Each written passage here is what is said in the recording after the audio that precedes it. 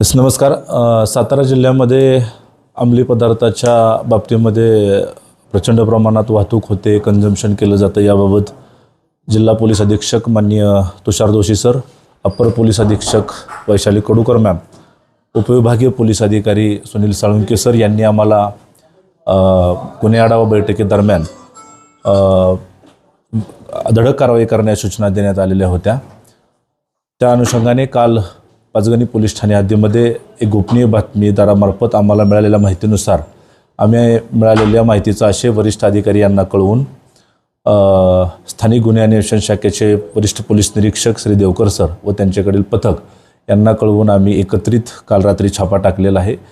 सदरचा छापा हा घाटजाई मंदिरजवळील जो ग्रँड व्हिस्टा व्हिला आहे त्याच्या रोडला एका संशयित वाहनामध्ये आम्हाला अंमली पदार्थ असल्याची माहिती मिळालेली होती.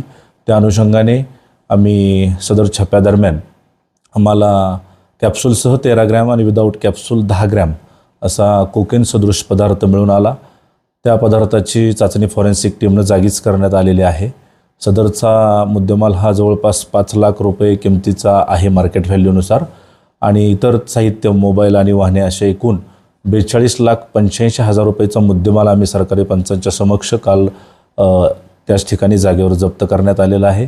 त्या अनुषंगाने पाचगणी पोलीस ठाणे गुन्हा रजिस्टर नंबर 305/25 NDPS ॲक्ट 8क-22-21 अन्वये आम्ही हा गुन्हा दाखल केलेला आहे.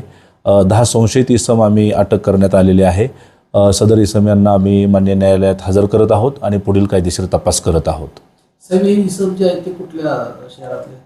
सगळेजण जे आपण संशयित ताब्यात घेतलेले आहेत ते मुंबई शहरातील आहेत. त्यातील एक गुन्हेगार हा रेकॉर्डवरचा गुन्हेगार आहे.